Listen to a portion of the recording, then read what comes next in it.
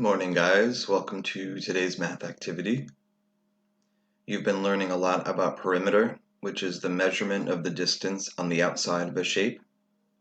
And so this week, you're going to be figuring out the perimeter of different shapes when you're only given pieces of information.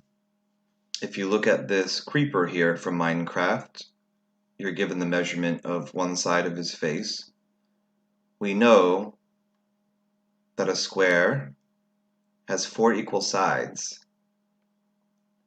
So if one side is 3 inches, then we know that the rest of the sides would be 3 inches.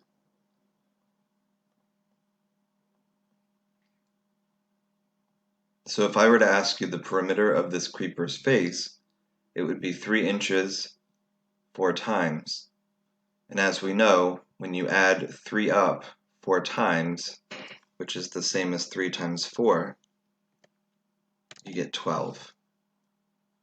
So the total perimeter of this creeper is 12 inches.